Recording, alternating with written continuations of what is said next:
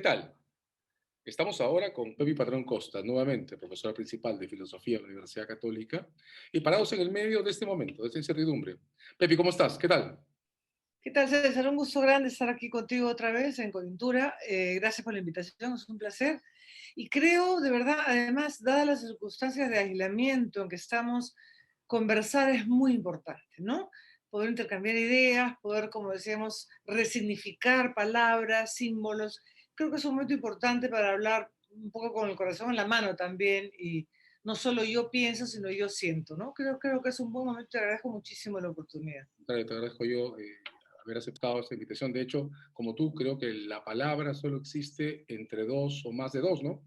No es un momento en que la palabra unilateral nos ayude mucho, cuando lo que nos falta son espacios en los que No, encontrar. no en vano en griego la palabra logos significa al mismo tiempo razón y palabra. ¿No? La razón no habla consigo misma, no, es con los otros, con las otras. Entonces, en ese sentido creo que el diálogo ahorita es vital para todos y todas, ¿no? Y lo que acaba de decir creo que una buena clave para empezar, ¿no? Porque, claro, en una situación en la que además pasamos con una sorpresa, no sé si justificada, pero en todo caso acelerada, a encontrarnos en una disputa entre dos cosas que semejan de una u otra manera o con matices extremos. La pregunta es cómo establecer canales intermedios que permitan introducir claves racionales en una diferenciación que parece impulsiva, diría abdominal, hepática, intuitiva. ¿Qué ves, Pepi? ¿Cómo describirías este momento? Mira, yo creo que tú lo has dicho bien, estamos ahorita en una clave como abdominal, estomacal, emocional, y hay que ponerle palabras, ¿no es cierto? Hay que resignificarlo, hay que pensarlo. Yo creo personalmente, César, que tiene la palabra la sociedad civil en este momento.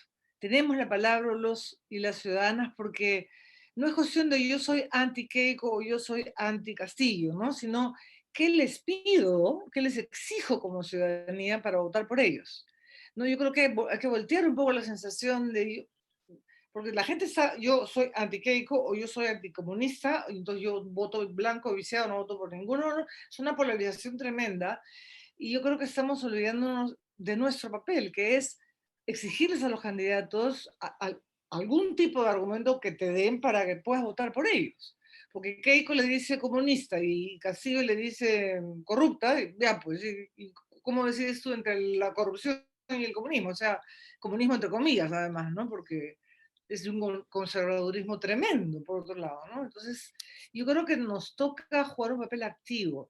¿Tú recuerdas, con todos los reparos que uno pudo tener en su momento, o una, a Humala, ¿no? Cómo lo arrinconaron para que firmara leyera una juramentación. O sea, la sociedad puede encontrar mecanismos para decirle a los dos, oye, deme un buen argumento, o dos, o tres, o cuatro, para votar más allá de los insultos, ¿no? Ahora, ¿cómo se hace eso en tiempo de encierro? ¿Cómo se hace eso en tiempo de aislamiento? Es difícil, ¿no? Pero creo que tenemos que tomar un papel más activo como ciudadanía, ¿no? Tengo esa sensación. Mira, de varias maneras tengo la impresión que mirar hacia atrás y hacernos reproches es poco práctico, pero lo que sí permite es mirar las claves de cómo llegamos a donde estamos, ¿no? ¿No te da la impresión que de varias maneras dejamos que esto se binarice en extremo? A mí me causa cierta inquietud porque siempre creí que los lenguajes éticos binarios eran más bien lenguajes de alguna manera infantiles, para usar esa vieja homologación entre la vida y las etapas de la vida, ¿no? Y que las personas adultas rompen esquemas binarios y admiten matices, ¿no? Y sin embargo, en este momento estamos binarizados. Tú lo acabas de decir. Es antiqueico, es anticomunista, eh, de varias maneras. Además, el antifujimorismo lo dejamos macerarse y lo convertimos en un arma de ida y vuelta durante todos estos 20 años, ¿no? O sea, digamos, no es solo, o no fue solo marginar al fujimorismo, sino constituir al fujimorismo desde su propia exclusión y darle espacio para que desarrolle esa violencia parlamentaria que acabamos de testificar. Entonces, de varias maneras, también creo, Pepe, que nosotros hicimos este espacio de a dos extremos. Pero hay una cosa que me provoca curiosidad y sobre lo que quiero pedir tu impresión. ¿Cómo saltamos a esta suerte de ruptura hepática luego de un momento de, vaciamiento racional del discurso político. ¿No? Las elecciones del 20, si uno repasa lo que pasó, cómo llegamos al Parlamento que está cerrando, fueron impresionantes. En las elecciones del 20, lo que teníamos era una acción popular emergente que venía de, además, haber roto la estructura tradicional de la acción popular de los 60, 80, y se había convertido en una suerte de asamblea de alcaldes y de jefes regionales que provocaron un vaciamiento grave, creo, de lo último que quedaba de contenidos políticos, ¿no? De varias maneras, el cierre del Congreso, posiciones a favor, en contra, evaluaciones por hacer, terminó golpeando fuertemente el binario a favor y en contra de Fujimori. Y en el vacío entró un pragmatismo bárbaro que ahora desemboca en una oposición que no sé si es racional, Pepi, que creo que es, lo decíamos ambos, un poco medio estomacal. Entonces, ¿a dónde quiero llegar? Perdóname si mi pregunta tiene un largo excurso introductorio, pero se trata de pedirles a esos dos extremos que parecen autónomos, mira el 40-30 de las encuestas de este fin de semana, que hagan pactos que por lo menos desde el lado de Castillo está explícitamente anunciado, no se quieren hacer, o se trata de empezar a preparar a la sociedad civil a la que no le gusten unos u otros, la que quiere equilibrios, a vivir a pesar de la ecuación de conservadurismo y autoritarismo que de una u otra manera vienen, y acompañar el proceso intentando controlarlo desde fuera. ¿Es eso posible? A ver, yo te diría que sería lo deseable, ¿no es cierto? Mira, yo, disculpa que hable en primera persona, pero yo participé en las elecciones del 2020, ¿sí? Invitada por el Partido Morado, creyendo sinceramente que lo que yo llamaba un centro izquierda era viable, importante. Em, Se puede discutir o no la disolución del Congreso, pero ya era un hecho, digamos, y fui invitada por el partido a postular. Y yo nunca había hecho una campaña política, siempre he estado del lado de la sociedad civil, en transparencia, en fin. Siempre he estado pendiente, en la católica no hay como no hacer política, además cuando tienes 16 años, ¿no? O más. Pero sí creo que el desastre digamos, del Congreso anterior, ¿no es cierto? Ese Congreso petardeado todo el tiempo por el Fujimorismo, la debilidad del proceso electoral de enero del 20 nos ha terminado conduciendo a esto que tú llamas un binarismo totalmente blanco o negro, bueno o malo, ¿no? Feo o bonito, cuando todos deberíamos saber que la vida transcurre en el medio, no en la zona gris que no es ni blanca ni negra, sino de grises y plateados, digamos así, ¿no? Eh, yo creo que el camino, mira, yo te digo con toda franqueza, yo suelo ser una persona muy optimista, pero yo no me imagino a estos dos sujetos haciendo un pacto. No me cuesta imaginar, ojalá, hay que pedirle a los dioses del Olimpo que así sea, ¿no es cierto? Pero no me lo imagino porque los márgenes, como tú señalas, son muy estrechos. Están jugando a una polarización que es el Perú, ¿no es cierto? Pero es el Perú, lo rural y lo urbano, el norte, Lima, y el centro y el sur. Es el Perú de los desniveles de educación. Castillo es un maestro de primaria rural, ¿no es cierto? Es decir, son como, mi sensación, César, es que han como que saltado muchas fragmentaciones. No es que el Perú profundo, no, son muchas formas de fragmentación, muchas formas de desigualdad. Y yo veo con mucha dificultad que estas dos personas tienen que arrancharse los votos, ¿no es cierto? Y a mí me preocupa mucho más desde el punto de vista de mujer el conservadurismo radical que ambas posiciones implican, por ejemplo, en temas de género, ¿no?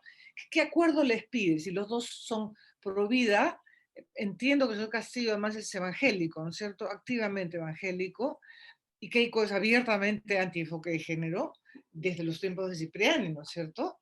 Entonces, ¿qué le podemos pedir? A ver, como mujeres o como minorías de opción sexual, ¿qué les puedes pedir como pacto si son posiciones tan radicalizadas? ¿No? Entonces, a mí me preocupa mucho, por eso creo que desde la sociedad civil tenemos que, yo no creo que podamos hacer un pacto, pero un mínimo, por ejemplo, ¿cómo vas a votar por alguien? Y yo estoy tratando de no hacer propaganda, de ser racional, ¿no es cierto? Pero tú, abogado, tú, miembro de la Comisión Andina de Juristas, ¿cómo vas a votar por alguien que dice que nos va a sacar de la Corte Interamericana de San José? No puedes, ¿no es cierto? Y otra que te dice que va a sacar a su papá de la cárcel cuando recién se están haciendo los juicios de las esterilizaciones forzadas de mujeres en la época del Sendero. Entonces, ¿cómo puedes negar la realidad de esa manera y decir, y ha puesto a su papá en la propaganda esta vez, ¿ah? Ha puesto su tractor. Entonces nos está dando un mensaje muy potente, o sea, ahí está mi papá, ahí está Montesinos, ahí está esa prensa que nos decía, no, tú eres muy joven, pero el insulto en esa época era los cívicos, ¿no? Que ahora no somos los caviares, o sea, diciendo cívicos era un insulto, es el mundo al revés, que yo decía, me decían cívico en buena hora, ¿no? Me siento honrada de ser cívica, pero yo veo bien difícil los pactos entre ellos, sí trataría de exigir un mínimo. Es decir, señora Castillo, si usted no saca la Corte Interamericana, yo no voy a votar por usted. Si usted quiere restablecer la pena de muerte, yo no voy a votar por usted. Sino que si usted va a indultar a su papá, yo no voy a votar por usted. Si va a sacar a Montesino, ¿no? Entonces, como tratar de lograr mínimos de promesas de parte de ellos, separado por lo menos, no creo que se junten, para que sea para que la gobernabilidad sea posible, ¿no? Porque yo lo que veo es que el Congreso viene otra vez un Congreso que tienen 10 partidos, ¿no es cierto? Sumamente fragmentado. Eh, la lucha anticorrupción está medio parada, no, estamos en una situación muy rara. ¿Cómo va a ser candidata una mujer que tiene hasta 2 veces presa o 3? No ha habido juicio. Esto es todo muy Confuso. confuso, muy poco limpio, muy poco político, ¿no? Si el tema de la política es el buen vivir juntos o el bien común, ¿qué es esto, no? Entonces, pero tampoco podemos tirar la toalla y cerrar la puerta, porque ese es nuestro país y de qué están creciendo nuestros hijos, ¿no? Exacto. Mira, mencionaste mi formación en leyes, ¿no?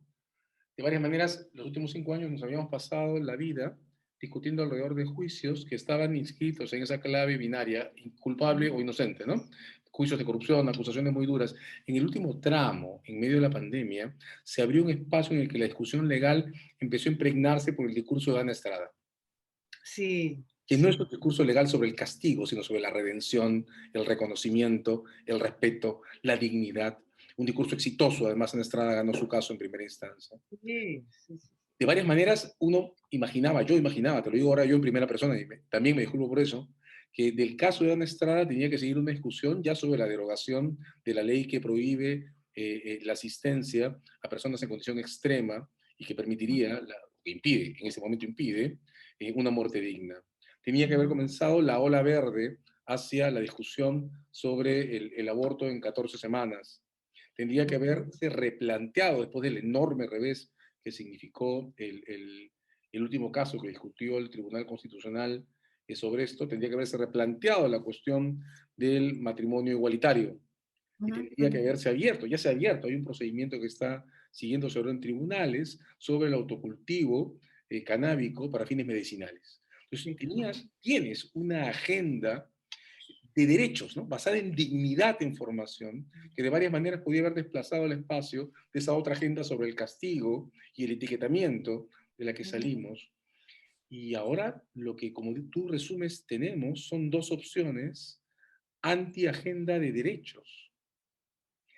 Te lanzo una idea para provocar tu reacción. Nota que el caso de Ana Estrada, que en términos tradicionales tendría que haberse planteado como una propuesta de ley ante el Congreso, fue llevado ante los tribunales, no ante el Congreso. Mientras en Argentina y en Chile estaban discutiendo el aborto de las 14 semanas ante el Parlamento. Hemos estado viviendo, casi sin darnos cuenta, Pepe, asumiendo que hay que discutir la dignidad de las personas con reglas que ya no conforme el Parlamento, que conforme los tribunales. ¿Qué pasa si entonces llevamos en este tramo la discusión sobre los derechos, el respeto, la dignidad, los espacios de reconocimiento a los tribunales, ya que en el Congreso parecemos no tener más espacio? Puch, ahí sí me pones en un dilema tremendo porque tuve el privilegio de estar hace unas semanas pocas en una reunión de una asociación de de psicólogos, y estaba Ana Estrada ahí. Y tuve el privilegio de escucharla y de felicitarla. Y creo que este tipo de iniciativa no sé, es en lo que yo estaría pensando. Ahora, no me había dado cuenta, ahora que tú lo dices, lo noto, que no se ha hecho ante el Congreso para legislar, sino ante los tribunales, ¿no es cierto? Eh, y ella ganó, y a mí me dio mucho gusto que los procuradores no apelaran. Yo estaba segura que algún procurador iba a apelar.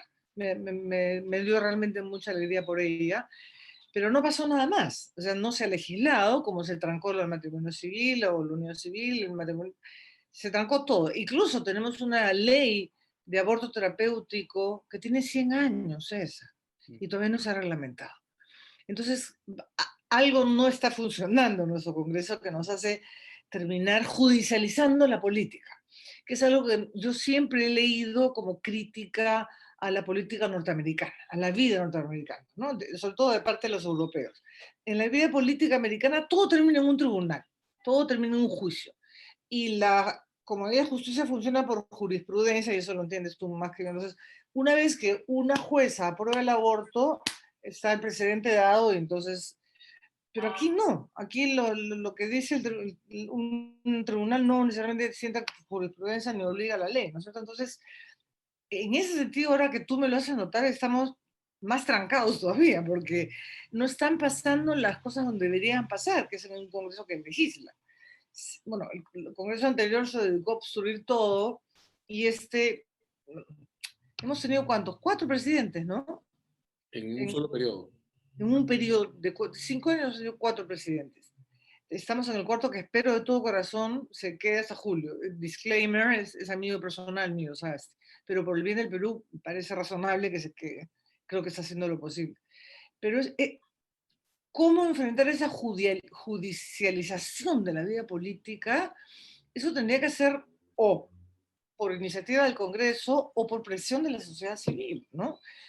La valentía de Ana Estrada, su persistencia, su llevar las cosas, es como un ejemplo a seguir, pero en macro, ¿no? No solamente el caso individual, sino la ley del aborto terapéutico, la unión civil, el aborto a las 14 semanas, toda la agenda que tenemos pendiente, lo del cannabis, para la gente que no toma. La gente que está en tratamiento de quimioterapia, el cannabis ayuda enormemente a quitarte los malestares, lo he visto. Es un crimen que te deja correr el riesgo de irte a la cárcel porque te compras tu Aceite. aceite, ¿no es cierto? Entonces, ¿pero cómo hacemos? El Congreso no lo va a hacer por sí mismo. Yo creo que toca comenzar a salir a las calles y exigir cosas. No, lo que pasa es que ahora no se puede, porque encima te contagias. Entonces, estamos en una situación, como decíamos al inicio, de pandemia pandemónica, es decir, como atrapados. Es un buen momento, como tú decías, siendo optimista, para reflexionar y pensar y conversar, pero hay que pasar a la acción en algún momento. Y con uno de esos dos como presidente y ese Congreso de 10 partidos, yo no sé. No. Ya. Mira, yo creo que en el ciclo, en noviembre, la escena de la respuesta de Merino, el caso del sacrificio de Inti y de Brian, Ay, dan una pista importante a la recuperación de la calle. Sí te debo decir que siento que la calle de noviembre fue una calle fuertemente urbana, ¿no? Y que si algo hay que recusar ese movimiento intuitivo, claro, que además es un movimiento muy inicial, muy reciente, es no ser suficientemente rural, nada rural, y no ser en absoluto indígena, ¿no? Pero es un movimiento que comienza, ¿no? Y que, sin embargo, tiene dos mártires. Entonces, me da la impresión que la calle es posible, creo que va a haber que entrar, Pepe, en un esquema de diferenciación muy fuerte entre el significado de las protestas, ¿no? Y ahí yo me hago parte, además, de mis propias confusiones en el discurso. Porque, claro, en el último semestre, las protestas de noviembre se mezclaron con las protestas agrarias. Y yo temo sí, que la pues. protesta agraria, la minera, tiene ahora serios riesgos de quedar absorbida en este esquema binario en el que no se negocia, sino que se le grita al que está enfrente, ¿no? Pero copio de tu comentario anterior la calle, que me sigue siendo posible, y recojo una construcción que lanzaste en el comienzo de nuestra conversación: resignificar. Tengo la impresión, Pepi, que estamos entrando en un ciclo en el que o resignificamos las relaciones entre el judicial, el Tribunal Constitucional y el Parlamento, o nos atrapamos. Sí, sí, sí. Ahora, yo debo decir algo que comentaba anoche con mis alumnos. Hace por lo menos 12 o 13 años, más o menos, Julio Kotler, vivíamos muy cerca y a veces caminamos al mismo parque, y mi esposo también con él mucho.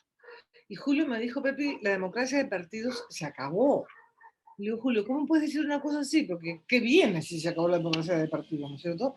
Ya, yo no soy adivino, me dijo, pero viene algo que no es la democracia de partidos, no sé cuál va a ser el peso, todo entonces, una docena de años, ¿no? ¿Cuál será el peso de los medios sociales, las redes? Pero, entonces, eso me lo dijo Julio, era muy intuitivo, además brillante, ¿no es cierto? Eh, y entonces, claro, lo que tú dices es, esta relación con el TC del Congreso, todo pasa por el TC ahora. El Congreso hace las barbaridades con la ONP, corriendo al TC. Ahora los AFP hay que correr al TC. No podemos seguir en ese plan, ¿no es cierto? Pero por otro lado, no tienes partido. O sea, yo me pregunto, con todo respeto, no es ningún tipo de discurso discriminatorio. ¿Cuál es el equipo de gobierno del señor Castillo? El de Keiko ya sabemos que mafiosos son, ¿no es cierto? Y yo miro al Cerrón, señor Cerrón, y lo escucho y me aterro, porque es un estalinista en el 2021, pre-Cuba, digamos, ¿no? Y lo dice, entonces, Dios mío, ¿y con quién va a gobernar? ¿Cuál va a ser, qué gabinete va a tener para poder negociar con el Congreso propuestas sin que todo vaya al TC? Además, Castillo, por ejemplo, propone que el TC se disuelva y sea por elección popular, ¿no es cierto? Tanto como sobre el Congreso. Y ya sabemos lo que el fujimorismo es capaz de hacer en términos de poner a su gente. Entonces, eso hay que evitarlo. Digamos, no podemos seguir en este camino de, uno, no hay partido; dos, el Congreso no legisla; tres, todo se judicializa al Tribunal Constitucional. Y si lo disuelven,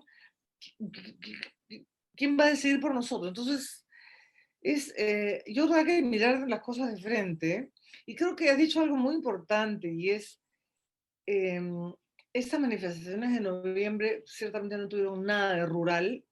Hubo la protesta agraria por la ley que todavía ni siquiera la reglamentan, ¿no es cierto? Entiendo. Ayer acaban de reglamentar la ley de las empleadas domésticas, después de 7 meses. 200 años de república, 200 años, y recién tenemos una legislación donde una señora que trabaja en tu casa tiene 2 meses de vacaciones, 2 meses pagados, tiene vacaciones de un mes, tiene un seguro médico, tiene CTS, un contrato, ¿no?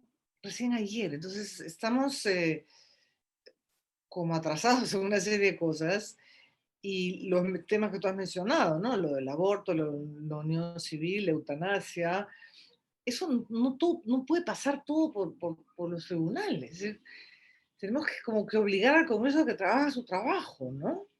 De acuerdo. Yo tengo la impresión como tú que una democracia representativa con partidos sería el ideal y sigue siendo el objetivo. Sí temo que estamos lejos, ¿no? Y que Mm. tenemos que empezar a organizarnos para un largo mientras tanto. Porque al final del día, en este momento, hay banderas que lo que tienen que hacer es resistir. O sea, el reconocimiento de los derechos de la comunidad transgénero, por ejemplo, no puede esperar 5 años para plantearse ante el Congreso. O sea, ayer veía el anuncio de un país en el que han creado un cuerpo policial transgénero para Así. para proteger comunidades transgénero de abusos en la calle. Mm. Mira la distancia, ¿no? Mira la distancia. Ahora, hay una paradoja más que quiero lanzarte, Pepi. El papel de la corrupción en este ciclo. Keiko Fujimori, acusada por el equipo especial, es candidata a la presidencia. El señor Humala no tuvo una campaña así de exitosa, pero tiene una acusación también por el equipo especial que no ha sido ni siquiera discutida durante la campaña. El señor Urresti no ha tenido un buen resultado electoral, pero no ha sido por el caso Bustíos, y él está con el juicio comenzando. Y el señor Vizcarra, después de 6 meses de discusiones de lo que ahora son sus múltiples casos, obtuvo la votación más alta del Congreso. Mm. Antes de la pandemia, hace solo 2 años, la política se dividía en a favor y en contra del equipo especial. El Congreso organizaba su agenda inmediata en función al blindaje a Chávarri o al no blindaje a Chávarri. El equipo Sí. especial pedía, no ganó ninguna de las dos, pero pedía la intervención del partido humanista, pedía la intervención del partido de Fujimori, y en este instante el discurso anticorrupción no ha tenido ningún impacto práctico sobre la escena. De hecho, estamos escuchando presentaciones del fiscal Pérez Gómez con una línea que a mí no me parece esté del todo arreglada al momento, sosteniendo que si la señora Fujimori gana, entonces es un caso de peligro procesal. Es un caso de peligro procesal, es una cuestión que tiene que ver con el futuro del país, ¿no? Digamos, no se puede pensar la realidad del Código Procesal. Pero más allá de eso, mi punto es, venimos de un ciclo de 4, casi 5 años organizados a favor y en contra de casos sobre corrupción, y llegamos a una vereda en la que en los 4 meses que tomamos la campaña, la discusión sobre la corrupción pierde todo peso gravitacional. ¿Qué reflexión te provoca eso? Mira, yo te haría la pregunta a ti, porque tú eres el abogado, pero a mí lo que me asombra es por qué no se ha juzgado a nadie. O sea, ¿cuáles son los problemas procedimentales? Porque yo sé que tú puedes tener un obstáculo tras otro y tras otro, recusar a tal juez, recusar a tal fiscal, no sé, pero ¿por qué no hay resultados? Yo sé la lentitud. A nosotros en la Católica, a raíz del lío administrativo que hubo con las moras, nos abrieron un proceso ante el fiscal acusándonos a un grupo de gente de la Católica, no solo el equipo rectoral, ni siquiera todo el equipo rectoral, de tener una caja 2, de tener una caja Odebrecht de la cual yo, como vicerrector de investigación, disculpo otra vez a la primera persona, sacaba plata a mi antojo para repartir a mis amigos. Y en la Católica todo el mundo saca en caja única, o sea, eso. Y ese proceso que ya se archivó ha durado de diciembre del 18 al mes pasado. Una tontería totalmente, digamos, sin asido ninguno como acusación. Entonces yo entiendo que demora, pero ¿por qué no hay resultados? O sea, la corrupción discutió tanto, hemos visto entrar y salir de la cárcel a Nadine, a Keiko, a Humala, a su papá, Toledo anda ahí por escondido borracho, no sé qué lo a Estados Unidos, Alan García se mató, digamos, la corrupción ha sido como ¿y por qué no tenemos ni un juicio? Yo no, es algo que no puedo entender. O sea, por mi experiencia sé lo que demora, pero entonces, ¿cómo podías alegar tú ahora en campaña si no hay ningún resultado? O sea, Keiko no tiene resultados, Humala no tiene resultados, Urresti no tiene resultados. ¿Cómo hacías de eso un eje divisorio, digamos, entre una calidad de una candidatura y la otra? ¿No? Mira, yo te lanzo una idea, ¿no? Yo tengo la impresión que en general, y ya no es solo una cuestión de justicia, tenemos un problema dentro de todo el paquete en el que tenemos un vacío en la concepción del espacio público y de lo público. Dentro de Mm, todo ese paquete tenemos otro, que es el de la concepción del tiempo. O sea, el tiempo no solo es un problema hacia la constitución de la memoria, que es algo que creo que del 2000 para acá se ha discutido muchísimo. El sí. tiempo también es un problema en la concepción del futuro y del Mm, rendimiento de tu propio comportamiento en base a resultados. Entonces, claro, ser políticamente populista es una expresión de la falta de concepción del tiempo futuro. No me interesa lo que va a ocurrir en términos desagregativos con lo que hago cuando depredo la ONP o mm, cuando golpeo las AFP si quiero el mensaje de ahora. Estoy pensando en el presente, ¿no? mm, De varias maneras, la administración del tiempo judicial es más o menos lo mismo. Se supone que la justicia funciona para confirmar que el Estado está, pero también para proteger personas, sancionar delincuentes, reparar daños. Y ninguno de esos tres productos funcionan sin consideración al momento en que se emiten. Creo que lo que acabas de decir, esta demora no es solo un problema de la burocracia judicial, que además requiere tiempo, creo que es un problema de concepción de la necesidad de organizarnos en el espacio público hacia resultados. Y mm, creo, y eso es lo que te propongo para provocarte una reacción. Creo que hemos depredado el discurso sobre la corrupción. mm. Lo hemos llevado al extremo de agotarlo, extenuarlo y de convertirlo en algo con lo que las personas están tan acostumbradas a convivir que ya no les mueve. Mira, lamentablemente te toca la razón, porque así como hablamos de la necesidad de resignificar, creo que también hay conceptos como corrupción que se han vaciado de contenido, ¿no? Y ya no le dicen nada a nadie porque es tan...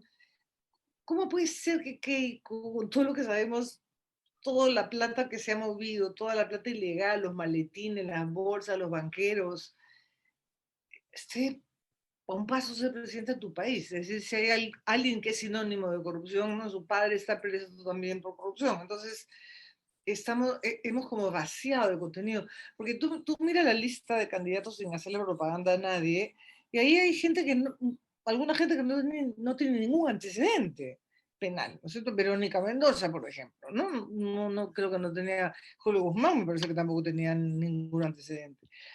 Y a mí me ha preocupado mucho, y en eso también tienes razón, lamentablemente, es que a nadie le ha interesado hacer bien sus planes de gobierno.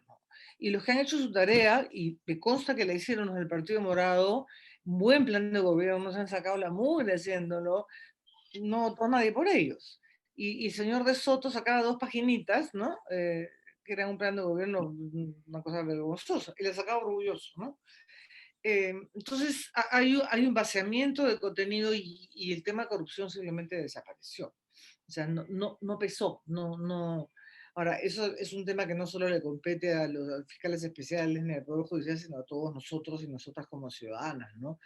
¿Cómo es posible? Yo les digo a mis alumnos, ¿cómo es posible que recién se esté juzgando a las señoras que padecieron la esterilización forzada y que la primera sesión del juicio no había un traductor? O sea, es decir, mostrarte con una crudeza horrible que el otro no existe, que la mujer indígena violentada y esterilizada no le importa al Estado. Se olvidaron de que son quechohablantes, se olvidaron de que no iban de poner un traductor. Entonces, y eso es corrupción, estás negando a la persona la posibilidad de la defensa, ¿no es cierto? Porque no tiene alguien que hable su idioma. Entonces, estamos como dejando que se meta en todas partes, y eso es muy grave, porque eso te corroe una sociedad de una manera tremenda. Y somos ya una sociedad de las más desconfiadas del continente, ¿no? Creo que debajo de nosotros hay otro país donde prima la desconfianza tanto como el Perú. Entonces, si comienzas a vaciar de contenido, de sentido, eh, cosas tales como la corrupción, no vamos a construir una república nunca, ¿no? Entendiéndola como la cosa pública, como aquello que es el bien común, muy difícil.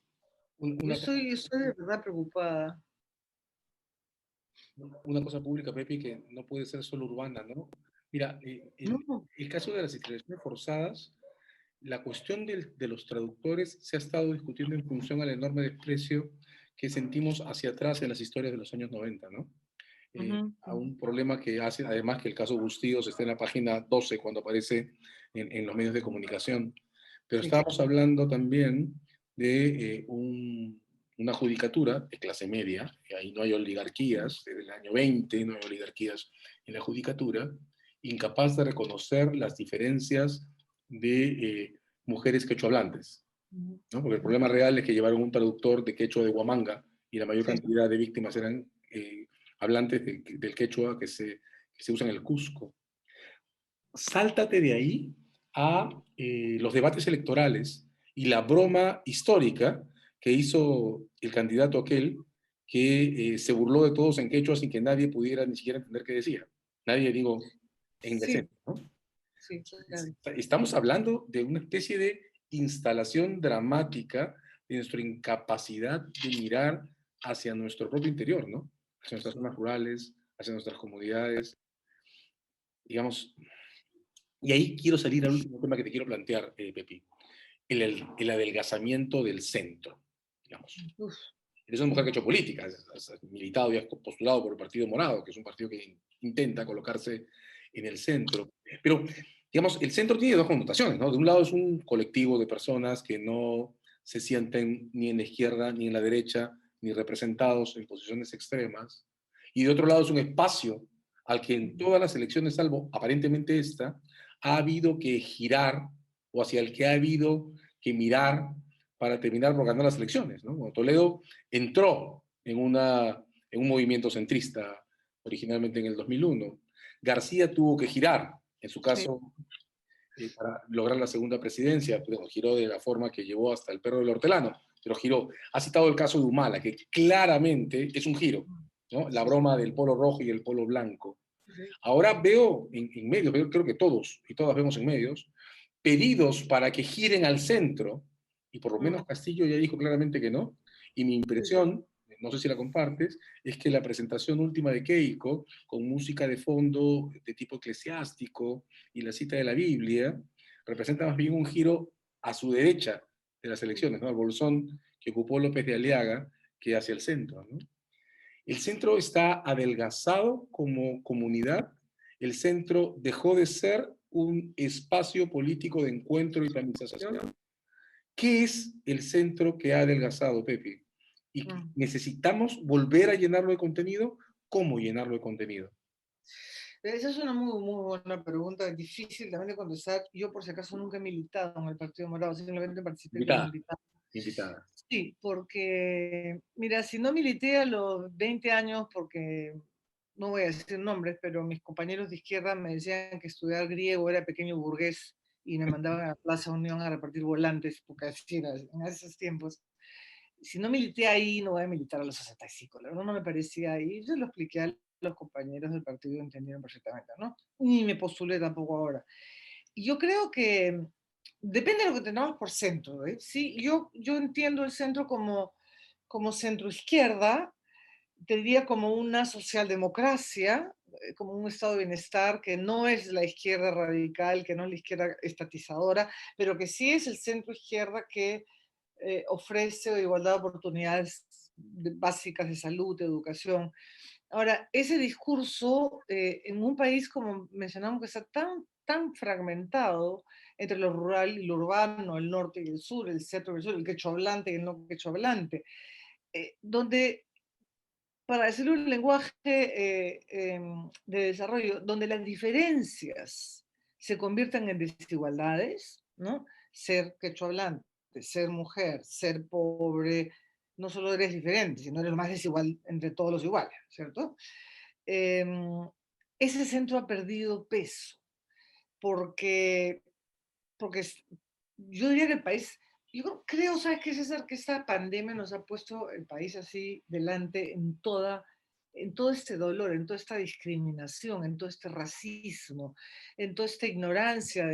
Yo lo digo con vergüenza. Yo puedo leer en inglés, en francés y en alemán, pero no en quechua. Entonces, mi próximo compromiso conmigo misma es ya, Solita, ponte a estudiar quechua, no fastidies. La mitad de mi familia, además, es de la selva. Tengo orígenes totalmente remotos amazónicos. eh, ¿Y por qué nunca nos han enseñado quechua en los colegios? ¿Y por qué ahora, a raíz, no sé, espero que lo hayas visto, el documental este de la guerra de Velasco, ¿no? Uh-huh. La Esa revolución en la tierra. Perdón. La revolución en la tierra. La Revolución en la Tierra, a mí me pareció estupendo realmente. Esa reivindicación del campesino, ¿no es cierto?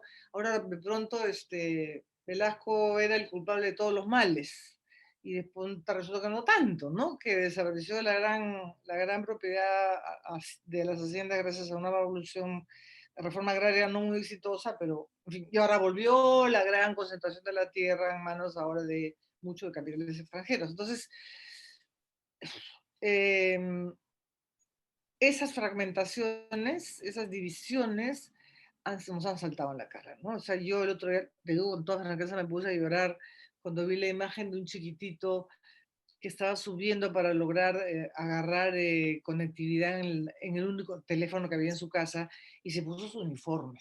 O sea, sentía que era su manera de honrar a la profesora ponerse su uniforme escolar para subir al cerro. Y yo no, me puse a llorar nomás porque decía, no, o sea, no puede ser tanta diferencia y que no hagamos nada al respecto, ¿no? Entonces, yo creo que eso, esas fragmentaciones múltiples hacen que el centro no, no, no te diga mucho, lamentablemente. Yo creo que, por ejemplo, Verónica eh, giró su discurso un poco para el centro, ¿no es cierto? Y, ¿Y quién ha ganado en Lima al final? ¿De López Soto de o Aliaga. López Alea? López de Aliaga. Imagínate pues, un discurso absolutamente fanático, derechista, un hombre que ay, no, me da escalofrío, que anuncia que se tortura, misógino, homofóbico. Entonces, tenemos demasiada polarización en este momento, César, siento, como para que el centro, va a sonar paradójico, ¿no? Pero tenga un lugar, sea ese espacio entre los extremos, digamos, que pretende ser, y no tiene ningún éxito, No, ninguno. no. El adelgazamiento va por los dos lados, ¿no? Como espacio y como colectivo. Y sin Por embargo, los dos lados, exactamente, por los dos lados, como colectivo y como espacio. Como espacio no hay. Y como colectivo no hemos logrado mayor cosa, ni siquiera, digamos, Verónica yéndose hacia el centro, Julio un poco más a la izquierda, la gente del centro no ha podido, no ha habido modo. se me ocurre una figura que te propongo. De Sí. repente lo que ocurre es que el centro es imposible, o esto que podríamos llamar una actitud centrista para conglomerar el espacio y el colectivo. Ujú. De repente esta actitud de centro es imposible sin que haya contacto interpersonal. De repente nos mata la falta de calle, nos mata la falta de teatro, nos mata la falta de espacios colectivos, nos mata que no haya plaza, porque al final del día llegamos hasta ser urbanos, no llegamos a ser rurales, ¿no? Y tal vez lo que tendremos que hacer, lo digo ahora en primera plural, me meto, tal vez lo que haya que hacer sea empezar a recuperar los espacios colectivos de alguna manera, ¿no? Más allá del Zoom y del Google Meet, ¿no? Sí, la verdad que sí. Ahora, yo te digo, tuve una experiencia fea ahora en el verano porque yo tengo un departamentito en Punta Hermosa, en la playa San Miguelitas, y bajar a la playa estaba prohibido, ¿no? Salvo los tablistas. Y bajaba todo el mundo, las señoras más gordas, menos deportistas, los chicos más... Todo el mundo se compró una tabla esas de Tecnopor, y se metían al mar. Y yo caminaba hacia el lado derecho, el silencio vacío, porque es playa pública. Al lado izquierdo, caballeros, vacío, porque es playa pública. La mía estaba llena de gente. Yo no me metí al mar en todo el verano porque me sentía moralmente mal de aprovechar el privilegio, porque tengo un departamento, puedo hacer lo que la población no debe hacer, ¿no es cierto?, para cuidarnos. Entonces, y ahora que les prohibieron ir, yo ya no quise volver, pero les prohibieron ir, la gente gritaba desde los departamentos, insultaban a la policía, insultaban a los guardianes. Creo que nos está faltando mucho eso, y cuando hay, que es en este caso ilegal, a mí me genera reparos morales, digamos, ¿no? Pero tenemos que volver a algún tipo de normalidad de convivencia, de conversación, de plaza, de calle. Y yo salgo a caminar y estoy con las dos mascarillas y se acerca alguien incluso a la calle. ¿Cómo construyes una comunidad así? ¿No? ¿Cómo generas un espacio no polarizado si cada uno está luchando por su supervivencia? ¿No? Entonces, es una situación muy difícil, pero yo creo que hay que construirlo. Y yo creo que, que tu intuición de que volver a la calle, volver a la plaza, volver al mercado, puede ser una de esas maneras de generar otra vez un espacio común, que no sea el discurso de López Aliaga, perdona que use nombre, pero ¿qué importa? No es proselitismo, o de Keiko o de Castillo, ¿no? Que son lenguajes donde Extremo. no, sí, donde no hay diálogo posible, porque y Castillo dijo que no le interesa, ¿no? Es que es imposible construir comunidad en el encierro, ¿no? Muy Y imposible. sobre todo cuando la calle se convierte en una infracción. Sí, y te da miedo, Y claro, ¿no? un factor de miedo. Bueno, entonces también hay algo en lo que tenemos que esperar, pero creo que esta conversación no puede cerrar, Pepe, sin anotar que el desafío es enorme y que sin embargo no hay que ceder. Nos estamos jugando la dignidad, los derechos, el espacio de reconocimiento de unos y otras. Nos estamos jugando la pelea de nuestra, en su continuidad. Sí, yo creo que tienes toda la razón y por eso creo que no es momento, como no podemos salir a la calle, ciertamente, pero no es momento de decir ya, la política no me importa. Sí, la política tiene que importarnos, tenemos que hacerla cada uno desde su espacio, desde su lugar, sea la calle, sea el aula, sea las asociaciones civiles, sea la corporación andina, sea transparencia. Hay que hacer política en el buen sentido de todas partes y generar eso que tú bien llamas que es al mismo tiempo un espacio y un conglomerado, ¿no? Que no hay. Puede ser un poquito más a la derecha, un poquito más a la izquierda. Yo tiendo, por razones obvias, más a la izquierda, eh, pero hay que hacerlo. No es momento de tirar la toalla. Y lo que sí me entusiasma es que yo tengo, obviamente por la docencia, contacto con gente muy joven, ¿no? Y no quieren tirar la toalla, están desconcertados, están molestos. Yo he visto Yo voté acá cuando fui a votar a las 7:30 de la mañana. De 77 mesas en mi colegio, en el colegio donde yo votaba, había dos instaladas, dos de 77. Y he visto cómo los jóvenes han comenzado a pasar la voz para ir de voluntariado y cómo la gente ha hecho chanchas para poder comprarles sándwiches. Entonces, sí hay que no solo dejar de dar la pelea, sino hay que tener esperanza y fomentarla, ¿no? Estos chicos, chicas no pueden crecer sintiendo que acá no hay futuro. Es horrible cuando un hijo tuyo te dice, mamá, sabes que yo me quiero ir de Perú. O sea, yo no puedo votar por uno u otro, no puedo tolerar a la señora Fujimori. Han crecido con Sendero, con la corrupción fujimorista, han visto las amenazas que llegan a mi casa y probablemente la tuya, han visto al tío Gustavo Gorriti, disclaimer, también es un gran amigo mío, metido en un sótano del zinc. Entonces, o se van, cosa que espero no suceda, porque ya con uno que se me ha ido suficiente, o se quedan a pelearla, ¿no? Y ahí y nosotros también, obviamente, pero también esa generación tiene que entrar. Y hemos visto cuando quieren, salen y se tumban un presidente en 4 días, ¿no? Entonces hay que darles ánimo, hay que darles esperanza y darles discursos alternativos, ¿no? Eso que hablamos al inicio, resignificar lo que es la política, lo que es la comunidad, lo que es el diálogo, logos compartido. Eh, y no sé qué ha pasado en Lima, no entiendo cómo puede ganar un señor López Aliaga, por ejemplo, pero sí es claro, si tú vas, yo no iba hacía tiempo, confieso, a lugares como San Juan del Lurigancho, Los Olivos, Villa de Salvador, Comas, los niveles de pobreza urbana que hay son tan altos, pero tan altos. La comida, ¿no? Si no tienes un frigidaire, pues, tienes que ir al mercado todos los días. Y si vas al mercado todos los días, entonces te vas a contagiar. Entonces, si alguien no comienza a mirar los problemas de fondo y el discurso de Castillo, por más radical que parezca, comunista, izquierda, preocupado por el pueblo, los maestros rurales, no te dicen nada cómo va a ser las cosas. Estatizar, estatizar, estatizar, sindicalizar, y eso cómo se traduce, ¿no? Entonces sí, creo que hay harto trabajo por delante y ponernos todos en la pelea, ¿no?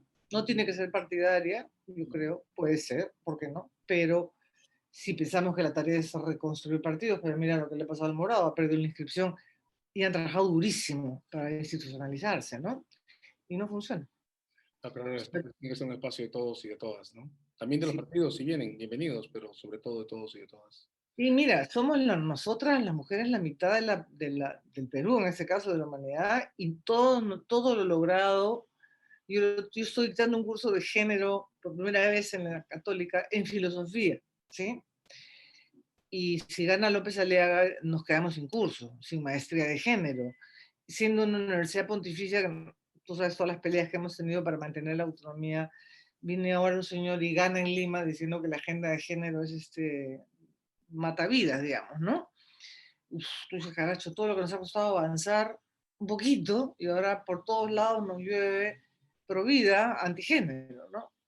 Hay que pelear, hay que pelear, hay que sacar fuerzas, ánimos. En pandemia no hay mucha fuerza, digamos, el encierro golpea, ¿no? Yo creo que todos estamos más cansados que lo normal por el encierro, pero hay que pelear, César. Muchas gracias, Pepi. Hemos estado con Pepi Patrón repasando nuestras sensaciones, nuestras necesidades y nuestras miradas. Pepi, muchas gracias. Volveremos a encontrarnos, sin duda. Seguro que sea un gran gusto, como siempre, conversar contigo. Gracias. Buenas tardes.